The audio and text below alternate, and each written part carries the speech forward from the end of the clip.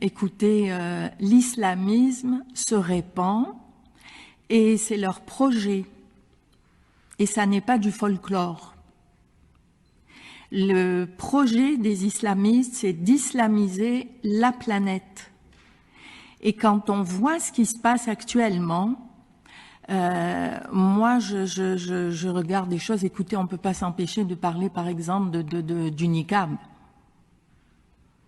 Alors, des femmes qui viennent de cette culture-là, qui se battent pour se libérer, puis qui se retrouvent au Canada avec une femme qui va aller prêter serment de citoyenneté avec un niqab, c'est innommable, c'est révoltant, c'est du n'importe quoi. On est en colère. Et c'est un euphémisme. Alors, moi, j'ai pensé aux autocollants. Vous savez, les autocollants qui ont été mis sur ces autos à Terrebonne. Oui. Le Québec est terre d'Allah. Eh bien, si on continue comme ça, à autoriser toutes ces choses-là, eh bien, ça va devenir la terre d'Allah. Et ils doivent être morts de rire, tous les barbus, là, qui sont ici.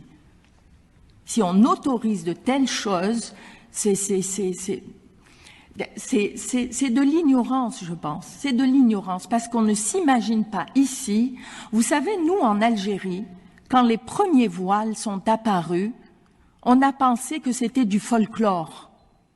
Et on ne s'en est pas méfié. Et regardez maintenant comment c'est devenu. Il n'y a pratiquement plus aucune femme qui ne porte pas de voile. Alors les mosquées, bien sûr, c'est le principal lieu de propagation de l'islamisme et de la radicalisation. Alors qu'est-ce qu'on fait? Eh bien, il faudrait les infiltrer, les mosquées. Il faudrait aller écouter ce qui se dit dans les mosquées. Parce que je ne sais pas ce qui... Je vais vous lire ces 3-4 lignes. C'est dans le dernier Paris Match qui est paru. Vous avez dû entendre parler du salon de la femme musulmane à Paris, à Pontoise plus précisément. C'est le salon de la femme musulmane, mais il n'y a que des hommes qui ont parlé.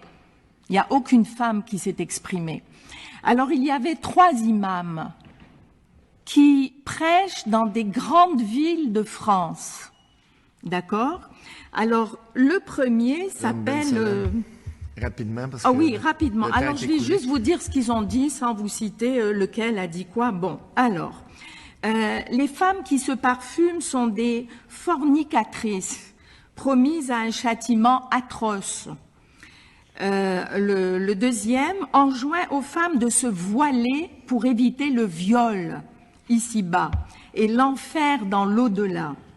Et le troisième explique qu'une épouse ne doit pas sortir sans l'autorisation de son mari et que celle qui se refuse à lui sera maudite toute la nuit par des anges.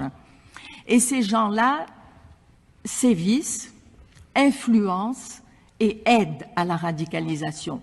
Merci. Et qu'est-ce qu'on fait? On leur donne le droit de parole. Merci, Mme Bensalem. Je m'excuse. C'est de plaisir, ça va. Oh, il y en a tellement à dire. Madame la députée de Sainte-Marie-Saint-Jacques.